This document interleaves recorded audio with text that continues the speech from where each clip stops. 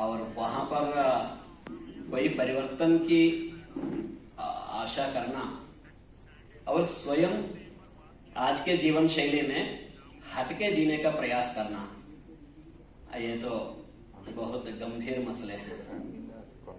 और एक संयोग है कि भारत सरकार भी इसको मिशन लाइफ, जैसे हम सभी को भी, जैसे हायर एजुकेशन इंस्टीट्यूट्स को भी ये सूचना दिया हुआ है, उसके पहले से प्रयास करते हैं। एक छात्र यदि बाहर पन्नी फेंकता है, मैं सबसे पहले आया था यहाँ पर इसलिए कि हमारे छात्र जो संस्कृत पढ़ते हैं उनको THDC से हमें क्या लेना देना है, LNT से हमें क्या लेना देना है। मैं इन दो संस्थाओं को पिछले 3 महीनों में मिला था, और फिर हमें उन लोगों से क्या लेना देना है, हम वहाँ क्या जाना है। तो छात्र को एक बार पूछिए तो क्या करना चाहता है, तो ग्रेजुएशन के बाद BEd, उसके बाद टीचर, उसके बाद शादी, और उसके बाद घर बनाना। तो यहाँ तक हमारी सीमाएं बंध गए हैं। इवन अपना शोध भी उस पराकाष्ठा में नहीं पहुंचती हैं कि जिस पराकाष्ठा में पहुंचना चाहिए, जहां पर कोई सोशल कंट्रीब्यूशन हो, अर्थात समाज के लिए कोई उपयोगी हो। मैं आलोचना नहीं कर रहा हूं, ये वास्तविकता है। जैसे हम कहते हैं कि वेदों में विज्ञान है और हमारे पास भी विमान था, ये बातें हम अक्सर, अब कुछ दिन पहले इसरो के अध्यक्ष चेयरमैन वहां गए थे पाणिनि संस्कृत विश्वविद्यालय में, तो उन्होंने भी वहां के दीक्षांत समारोह में यही बात कहे थे कि सब कुछ वेदों से आया है। तो फिर दिलचस्पी बनती है कि सबको कि आखिर क्या चीज आया है, वेद में कहां पर है, इत्यादि दिलचस्पी तो सभी को होती है।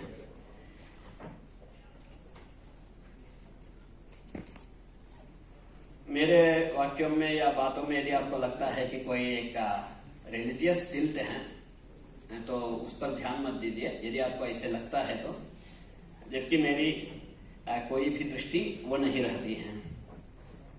मैं खास करके इसलिए कह रहा हूं कि अग्नि देवता, चंद्रमा देवता, इस तरीके के जो बातें आती हैं वेदों में, ऐसे कुछ खास हटके नहीं बताया हुआ है। कैसे जीना है, कैसे संबंध अर्थात प्रकृति के साथ संबंध रखना है, प्रकृति के अंतर्गत कैसे रहना है, इत्यादि ही सारी बातें हैं। और वहां पर केवल अंतर, आज हम जिस विज्ञान में चल रहे हैं, जिस विज्ञान की धारा में, और वेद में केवल अंतर इतना आता है कि वहां पर एक अल्टीमेट गोल नहीं है, वहां से एक वापसी का भी, आखिर उस बिंदु पे जाने के बाद हम किस किस को हानि पहुंचा रहे हैं, किस किस तत्व को हानि पहुंचा रहे हैं, उन बिंदुओं पर वहां ध्यान देता है।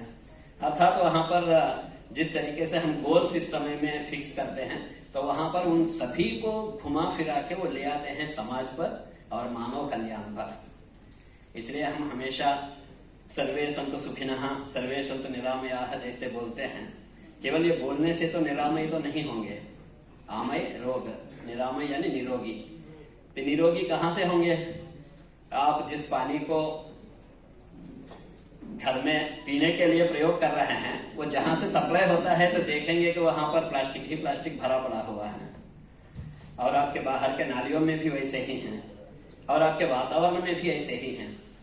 सबसे बड़ी बात तो मैं अब इतना ऊंचे में आके, मुझे बहुत लोग कहे थे कि टेहरी में तो आपको स्वेटर पहनना पड़ेगा, किंतु मैं यहाँ देख रहा हूँ कि AC लगे हुए हैं। और यही चीज मैं 15 साल पहले शिमला में भी देखा था। वहां कहते थे कि यहाँ पंखा नहीं लगते हैं। आज के समय में शिमला चले जाइए तो आपको AC दिखेंगे। यानी कहीं ना कहीं हमारे बात और हमारे आचरण, कार्य, दोनों में बहुत अंतर आ रहा है। मैं लखनऊ में भी था, भोपाल में भी कार्य किया, हिमाचल में भी किया, अब उत्तराखंड में। तो 22 साल के मेरे नौकरी में मैं AC कभी खरीदा नहीं, और न कभी AC के वाले घर में रहा। गर्मी तो लगती सबको है, तो जो हम लाइफस्टाइल कर रहे हैं वो लाइफस्टाइल कहां से आएगी? हम प्रायः सूर्योदय नहीं देख पाते हैं, और हम प्रायः एक साइक्लिक मूवमेंट बॉडी में नहीं रख पाते हैं, क्योंकि सभी जानते हैं थोड़ा सा मोहर लग जाता है तो और थोड़ा हमें अच्छा लगता है। कैलिफोर्निया यूनिवर्सिटी का एक रिसर्च ये बताता है कि उनको वो कहते हैं कि लिवर को वो घड़ी बताते हैं। वो आपको कहने की जरूरत नहीं होता है कि बाहर धूप आ गया है या बाहर अंधेरा है, उसको पता है कि वो सेक्रेशन, उससे जो द्रव निकलते हैं तो उनको कितने मात्रा में उसको बैलेंस करना है उसको पता है। तो हम प्रायः सबको बिगाड़ते हुए और अंत में एक दिन, जैसे आज विश्व पर्यावरण दिवस है, तो हम कुछ दिनों के बाद एक दिन के लिए बैठेंगे किसमें, प्राणायाम में, और कुछ आसन करेंगे और फिर हम यही बताएंगे कि योग हमारे लिए बहुत लाभदायक होता है और विश्व को ये भारत का देन है। तो हम ये छाती पीटते पीटते बहुत दिन तो गुजार चुके हैं। अब ये समय छाती पीटने वाले का नहीं है, देवी देवताओं को पुनः पुनरुज्जीवित करने का और अपने स्थान में रखने का। मैं पहले ही कहा था कि इसमें रिलीजियस टिल्ट नहीं है, मैं पहले ही कहा था। जैसे हम देवी देवता किनको मान रहे हैं, वरुण देवता, वायु देवता, जैसे मैं कहा था जितने भी कंपोनेंट्स हैं प्रकृति के, वो सारे कंपोनेंट्स हमारे देवी देवताएं हैं। और हम कभी इस चेष्टा को तो नहीं कर पाते हैं ये जानने का कि आपके यहाँ कोई कार्यक्रम हुआ, आप हवन करने लगते हैं, तो पंडित जी कह रहे हैं इसलिए आप स्वाहाकार कर रहे हैं। पंडित जी अंत में कहते हैं कि इदं न मम, तो वहां पर अग्नये स्वाहा, इंद्राय स्वाहा, वरुणाय स्वाहा। अब देखिए एक मीडियम, एक कुरियर सर्विस डाल तो रहे हैं सामने अग्नि में, और इनको कह रहे हैं कि ये इंद्राय न मम, माने ये इंद्र का है मेरा नहीं है, ये अग्नि का है ये मेरा नहीं है, ये वरुण का है ये मेरा नहीं है, ये विष्णु का है ये मेरा नहीं है। तो हम कभी वहां तक उतने दूर तक सोच इसलिए नहीं पाते हैं कि पंडित जी जल्दी जाएंगे तो पार्टी में मेहमान आए हैं, सब समेट के हमें भी अपने कार्य में वापस आना है। तो ये चिंतन करने की अब आवश्यकता है। यहाँ पर ये वरुण, ये अग्नि, ये इंद्र या ये जल देवता, इन सभी को परिपुष्ट करने वाले भी हम ही हैं और उनको नष्ट करने वाले भी हम ही हैं। और प्रकृति को बिगाड़ने से प्रकृति का कुछ नहीं बिगड़ता है, ये हम सभी जानते हैं, क्योंकि वो अपने आप में पुनः रहने लायक तो बना लेता है या वो एक खंडहर जैसे बन जाता है। किंतु सबसे बड़ी हानि किनको है, हमें। हम जन्यु सिद्धांत पे विश्वास करते हैं, डीएनए पे हम विश्वास करते हैं, हम परंपरा पे विश्वास करते हैं, हम पुनर्जन्म पे विश्वास करते हैं। मैं विश्वास इसलिए कह रहा हूं कि इतमिथतया विज्ञान के माध्यम से हम अभी सिद्ध नहीं कर सकते हैं कि यह पुनर्जन्म है। आप इसको मास माने एनर्जी में कन्वर्ट होता है, फिर वो वापस मास में बनता है, इत्यादि जो भी सिद्धांत कहिए या जितने भी वैदेशिक विद्वानों का जो बातें कहिए उन सबको किनारे रख लेते हैं। प्रकृति, हमें बहुत बार ऐसा लगता है कि हमें प्रकृति की रक्षा करना है। नहीं, हमें सस्टेन करने के लिए प्रकृति को हमारे अनुकूल बनाना है, उससे सिंक होना है, सिंक्रोनाइजेशन में। सलिलोद्यान युक्तेषु कृतेषु अकृतकेषु च, सलिल उद्यान युक्तेषु कृतेषु अकृतकेषु च। तो वराह मिहिराचार्य नाम तो सभी सुने हैं, हम तो गर्व से कहते भी हैं कि वराह मिहिर हम अपने हैं, आर्यभट्ट अपने हैं, कालिदास अपने हैं। प्रकृति से हटके कोई भी कभी भी कोई कार्य नहीं किया, और प्रकृति विरुद्ध कोई कार्य होता है अर्थात पंच महाभूतों को हानि पहुंचाने वाला कोई भी काम होता है तो वो प्रायश्चित है। फिर प्रायश्चित करना है, फिर उतने ही प्रकार का आप गोदान कीजिए अथवा आप तालाबों का निर्माण कीजिए, मंदिरों का निर्माण कीजिए, क्योंकि सब सेंट्रल पॉइंट्स होते हैं जहां पर सचेत करने के लिए, एक सेंसिटाइजेशन के लिए। व्यक्ति मंदिर तक जाता है तो सब भूल जाता है, और व्यक्ति तालाब तक, और मंदिर कोई तालाब के बिना नहीं हो सकता है, सरोवर के बिना भगवान नहीं रहता है। तब उस भगवान को आप किस तरीके से रूप देना चाहते हैं वो अलग बात है। जैसे विष्णु, ये कैसे होते हैं तो हम सभी के दिमाग में तुरंत आ जाता है किसी न किसी सीरियल में देखा हुआ विष्णु। तो वो एक तत्व है प्रकृति के अंतर्गत, विश्वव्यापक शीलत्वात् विष्णुरित्यभिधीयते।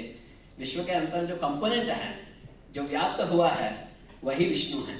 इसी प्रकार शिव शंकरोति इति शंकरः।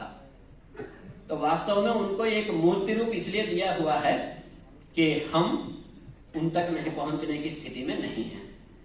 और फिर वहां आख्यान, लीजेंड्स, मैंने कुछ गाथाएं, कुछ पुराण, वो सब इसलिए आए हुए हैं कि जब जब हम भटकने लगते हैं तब तक हम फिर प्रकृति की ओर उससे अलग ना होने की चेष्टा करने के लिए।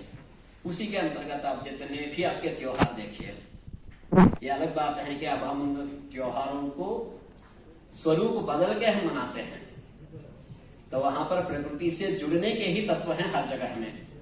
ऐसे कोई भी त्योहार नहीं होगा जिसमें प्रकृति के अंतर्गत किसी न किसी पत्ते या प्रकृति से निकलने वाले कोई न कोई पदार्थ से जुड़ाव नहीं होता हो।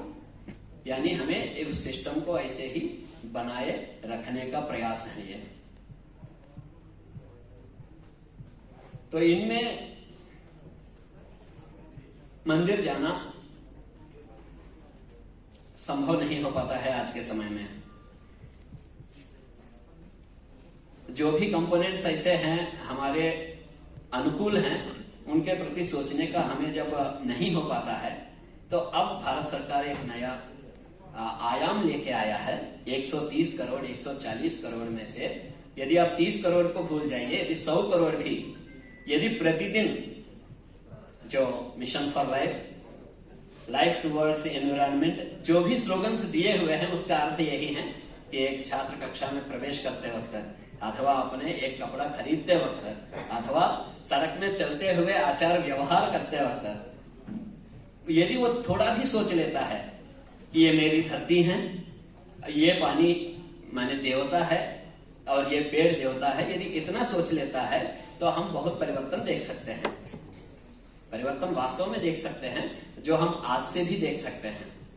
और पहले से भी ये कहना गलत होगा कि सेंसिटाइज्ड नहीं है लोग, तो आप में से, हम में से ऐसे बहुत लोग भी होंगे कि जो हमेशा उसके लिए तत्पर रहते हैं। तो एक चेतना, कभी कभी चेतना डर से आता है। इसलिए आप देखे होंगे कि पहले एक भारत का एक बीच का समय आया जहां पर एक डराने का प्रथा चला हुआ। कौन सा डराने की प्रथा? यह महापाप होगा, इससे पापी हो गए और इससे वंश का नाश होगा, और इसके तुम्हारे, आप एक वंश के नाश वाले बात को ही बहुत ध्यान से देखिए। आज के समय में जो IVF सेंटर्स जो जितने भारत में आए हुए हैं आज के समय में, क्योंकि जब शोध करने कोई छात्र आता है वो टॉपिक्स ऐसे लेने लगता है कि इस समय में प्रकृति के कारण मानव के संरचना में अथवा मानव के जीवन में जो परिवर्तन आ रहा है, तो उनके बहुत बड़े कारण, बहुत बड़े उदाहरण सामने दिखते हैं। सामाजिक व्यवस्थाएं जिस प्रकार से विघटित होते जा रहा है, अथवा जिस प्रकार से आंकड़े बताते हैं, क्योंकि आज 130 करोड़ का आबादी है तो हमें सबको चिल्लाना चाहिए कि आबादी कम होना चाहिए, किंतु कुछ आंकड़े ऐसे बताते हैं कि आने वाले 40 वर्ष में ये 80 करोड़ पे चला जाएगा। उसका एक झलक हम अब चाइना में देख ही रहे हैं, क्योंकि हमारे हर एक कार्य का एक लॉन्ग टर्म इम्पैक्ट और एक शॉर्ट टर्म इम्पैक्ट रहता है। हम जिस प्रकार से चल रहे हैं, तो उस स्थिति में आप केवल गांव तक सीमित होकर सोचिए, आसपास के घरों तक सीमित होते हुए देखिए आप, ये जनसंख्या कहीं इतना विस्फोट भी नहीं हो रहा है। और ये अगले 40 साल में एक रिपोर्ट के एक अनुमान के अनुसार कि ये 80 करोड़ पे आ जाएगा। और फिर 1920-1930 के आसपास में, क्योंकि पर्यावरण में अभी हम क्या कर सकते हैं, हम तो बचाने की चेष्टा कर सकते हैं या हम बचने की चेष्टा कर सकते हैं, क्योंकि हमें बचना है और हमें बचाना है। किनको? आने वाले पीढ़ियों को। मानव तो इतना तक ही सोचता है, यदि आप कहिए कि आपके बेटे के लिए या बेटी के लिए अच्छा है तो करने के लिए तैयार होंगे, और आप कहिए कि पूरे समाज के लिए हैं तो कहिए कि कोई भी कर लेगा, तो हमको ही क्यों करना है। इस प्रकार के सोच के साथ हम चलते हैं। मैं आप लोगों का बहुत समय नहीं लूंगा, एक दूसरे मुद्दे पर थोड़ा सा बात करके मैं विराम लूंगा। पुनर्जन्म पर और कर्म सिद्धांत पर, ये दो ऐसे मुद्दे हैं जहां पर हमें लगता है कि दैनंदिन जीवन में अच्छे ढंग से चलने पर हमें लगने लगता है कि पुनर्जन्म कुछ नहीं है। ये सब मेरे अपने अहमियत के कारण, अपने खासियत के कारण चल रहा है। और इसी तरीके से कर्म पर भी कौन देख रहा है, कहाँ आता है। जबकि इस समय में पूरा पाश्चात्य जगत मानता है पुनर्जन्म को। हमारे हर एक डीड एक्यूमुलेट होता है। कैसे हो रहा है ये वो भी नहीं कह सकते हैं, किंतु वो रिग्रेशन में आपको 400 साल पहले ले जा सकते हैं। ये रिग्रेशन जितना सफलता पूर्वक चलता है विदेशों में, उतना अभी भारत में नहीं चलता है। कोई मुनि या तपस्वी आंख बंद किया, देखा, ऐसे बताया तो हम यहाँ चमत्कार कहते हैं। और रिग्रेशन में आप ब्रेन वेस जैसे किसी व्यक्ति के किताब पढ़ लीजिए, तो वो न्यूयॉर्क सिटी में चलाते हैं 30 साल से उन्होंने रिग्रेशन सेंटर। वो हीलिंग होता है, हीलिंग थ्रू रिग्रेशन। यानी आपको आपके पुनर्जन्म के पिछले जन्म के बारे में बताया जाएगा, उसके पहले जन्म, उसके पहले जन्म।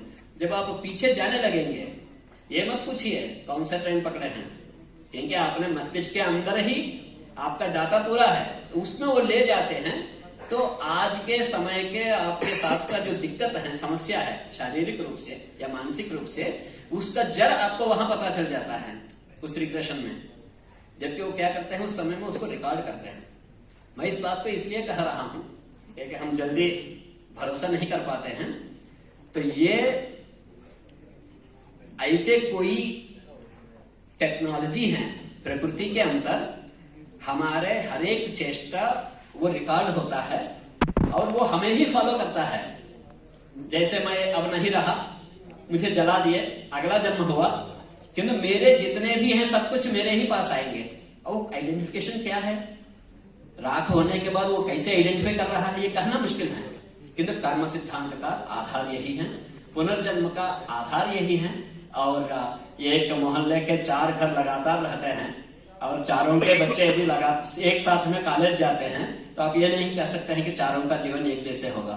चारों एमएससी बॉटनी किए हैं, किंतु ये जरूरी नहीं है कि उनको लक का कोई फैक्टर नहीं होता है। और उस लक फैक्टर को ही हम कहते हैं प्रारब्ध। यानी जो एक्यूमुलेट किए हुए हैं डीड को, वो हमारी पीछा तो छोड़ेगा ही नहीं। ये हमें प्रकृति के साथ चलते वक्त भी यही देखना है। शरीर में पानी की कमी के कारण आदमी मर रहा है, शरीर में पानी के मात्रा बढ़ने से आदमी मर रहा है, कुछ धातुओं के विकार से मर रहा है। लाइफ स्पैन तो सबका 120 है, यदि 120 टिकेंगे नहीं, क्योंकि इस बॉडी को, इस शरीर को प्रकृति के साथ जोड़ के हम टिकाने की कोशिश करेंगे तभी होगा। क्योंकि जितने कंपोनेंट्स बाहर हैं उतने कंपोनेंट्स अंदर हैं।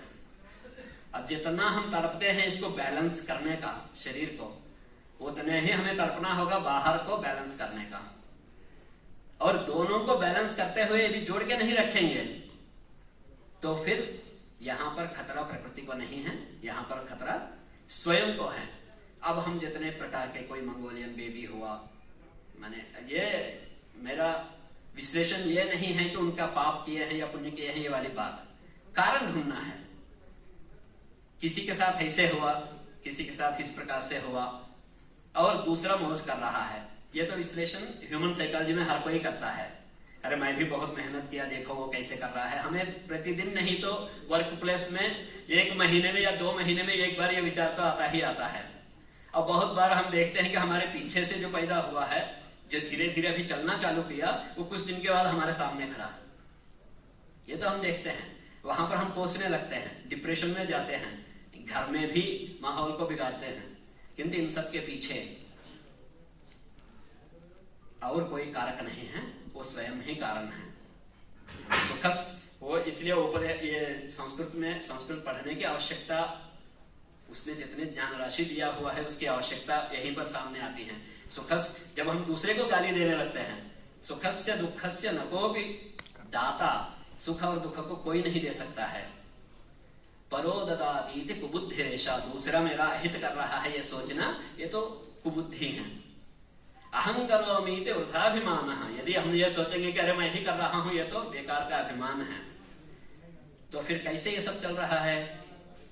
स्वकर्म सूत्र ग्रथितो ही लोकः, अपने कर्म फल को ही ये दुनिया भुगत रहा है। जिसको हम स्वयं एक बार चिंतन करने की यदि चेष्टा करते हैं तो अपने बच्चे, अपने पिता, अपने ससुर, यदि हम यहाँ तक भी सीमित होके अपने नाना, अपने दादा, ऐसे कुछ परिवारों का जब विश्लेषण करने लगते हैं तो उसमें बहुत जगह हमें कहना पड़ता है कि अरे उसका दुर्भाग्य था, अरे उसका सौभाग्य था।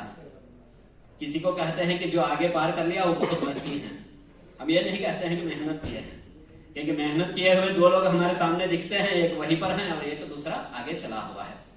अर्थात ये आत्मकेंद्रित प्रकृति में हम स्वयं के लिए भी जिम्मेदार हैं और हम प्रकृति के लिए भी जिम्मेदार हैं। और जब तक प्रकृति को परिपुष्ट नहीं करते हैं तो उस प्रकृति के अंतर्गत देवी देवताओं को ही नाम लीजिए आप।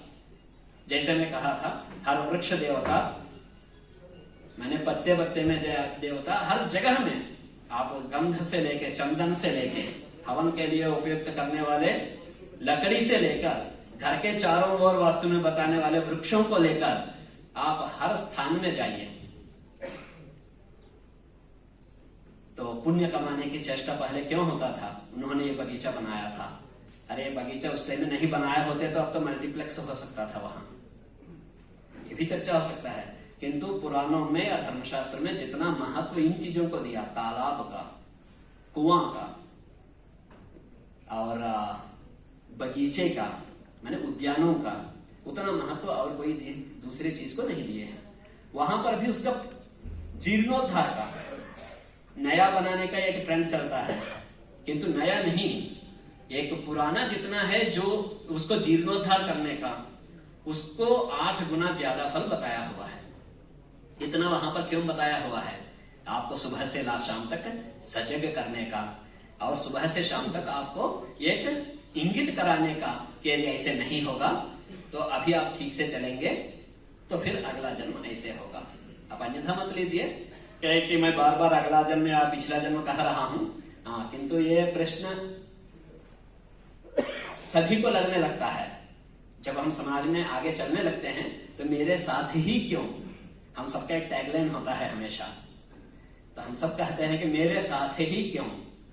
तो मेरे साथ ही क्यों इसलिए है कि वो कर्म फल है और हमें कर्म भी उसी प्रकार से चलना है और जीवन शैली भी हमें उसी प्रकार का बनाना है कि बहुत दूर तक हो या बहुत नजदीक तक हो।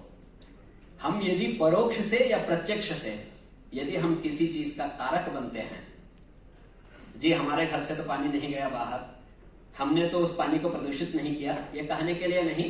ज्ञात और अज्ञात में आपका डीड जैसे भी होगा, आपका कार्य यदि आपका उसमें सहयोग ज्ञात और अज्ञात में जैसे भी होगा तो वहां पर आपका पीछा नहीं छोड़ता है।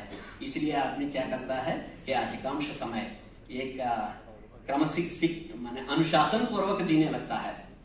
सुबह 5 बजे उठा तो वो आधा घंटा समय देगा भगवान के लिए। ये अलग बात है कि भगवान कौन है